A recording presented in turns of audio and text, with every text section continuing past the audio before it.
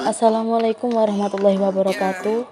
Sebelum memulai materi, saya ingin menjelaskan tentang Wali Sanga. Wali Sanga atau lebih dikenal Wali Songo dalam bahasa Jawa adalah tokoh Islam yang dihormati di Indonesia, khususnya di Pulau Jawa, karena peran historis mereka dalam penyebaran Islam di Indonesia. Setiap anggota Wali Songo saling dikaitkan dengan gelar Sunan dalam bahasa Jawa. Konteks ini berarti terhormat. Sebagian besar wali juga dijuluki Raden selama hidup mereka, karena mereka keturunan ningrat.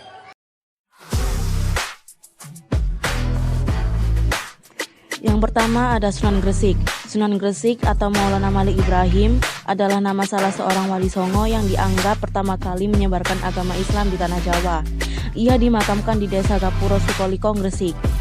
Metode dakwah yang dilakukan Sunan Gresik antara lain adalah mempelajari budaya dan adat istiadat, membuka warung, membuka lahan pertanian, menjadi tabib, menghapus perbedaan kasta, dan membangun masjid dan pesantren.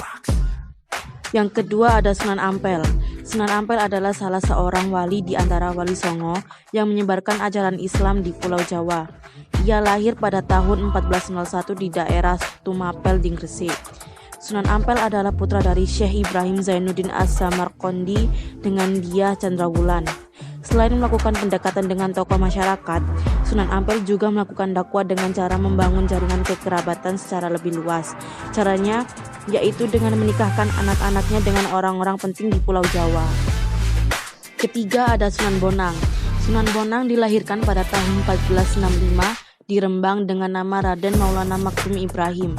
Beliau adalah putra Sunan Ampel dan Nyai Ageng Manila. Sunan Bonang menyebarkan agama Islam dengan cara menyesuaikan diri dengan corak kebudayaan masyarakat Jawa yang menggemari wayang dan musik gamelan. Untuk itu, ia menciptakan gending-gending yang memiliki nilai keislaman, seperti tembang Tombo Ati yang setiap bait lagu disertai anjuran dan larangan dalam Islam. Yang keempat ada Sunan Derajat. Nama asli Sunan Derajat adalah Raden Qasim, yang kemudian mendapat gelar menjadi Raden Syarifuddin. Sunan Derajat diperkirakan lahir pada tahun 1470 Masehi. Dia adalah putra dari Sunan Ampel yang terkenal dengan kecerdasannya. Ia juga saudara dari Sunan Bonang.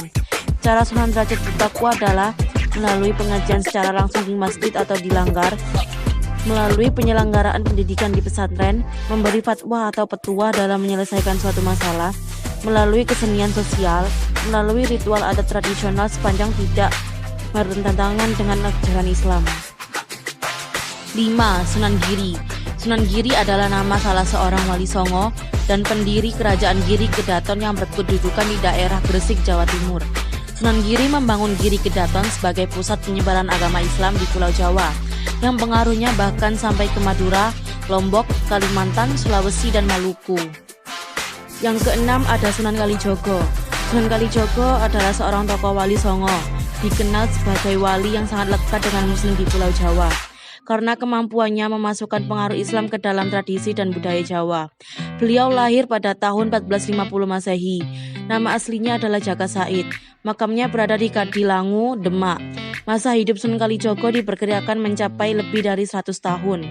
Untuk kesenian wayang, kejeniusan Sunan Kalijogo dalam berdakwah agama Islam dilakukan dengan cara mengakulturasi kesenian wayang disesuaikan dengan ajaran-ajaran agama Islam.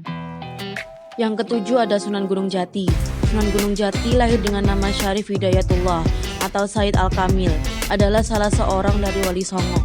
Ia dilahirkan tahun 1448 Masehi dari pasangan Syarif Abdullah Umdatuddin bin Ali Nurul Alam dan Nyai Rara Santang, putri si Paduka Maharaja Prabu Siliwangi dari Kerajaan Pajajaran. Sunan Gunung Jati menggunakan pendekatan sosial budaya untuk dakwahnya, yang membuat ajaran Islam dapat dengan mudah diterima oleh masyarakat. Dengan memperkuat kedudukan politik sekaligus memperluas hubungannya dengan tokoh yang berpengaruh di daerah Cirebon, Demak, dan Banten, maka cara dakwahnya makin kuat. Yang kedelapan ada Sunan Muria. Sunan Muria lahir dengan nama Raden Umar Said pada tahun 1551 Masehi. Adalah tokoh wali Songo, putra dari Raden Said dengan Dewi Saro, putri Syekh Maulana Ishak. Dewi Saro juga keturunan Trah Sultan Malikus Saleh, Kesultanan Samudra Pasai dari jalur ibu Sultanah Pasai. Sunan Muria yang lebih senang tinggal di daerah terpencil, memang senang bergaul dengan rakyat jelata. Metode dakwah yang membuatnya mudah diterima adalah dengan mengajarkan berbagai keterampilan pada masyarakat, seperti bercocok tanam, kesenian, dan berdagang. Yang terakhir adalah Sunan Kudus. Sunan Kudus adalah ulama yang dimasukkan dalam daftar Wali Songo. Nama lahirnya adalah Ja'far Shodiq. Ia adalah putra Sayyid Utsman Haji dengan Siti Syariah yang lahir pada tanggal 9 September 1400 Masehi. Cara dakwah Sunan Kudus adalah dengan menggunakan pendekatan seni dan budaya sebagaimana yang dilakukan oleh Wali Songo lainnya. Sunan Kudus juga tidak melakukan perlawanan kepada budaya yang sudah berkembang di masyarakat. Itu saja materi dari saya. Mohon maaf jika ada kekurangan atau kelebihan kata. Wassalamualaikum warahmatullahi wabarakatuh.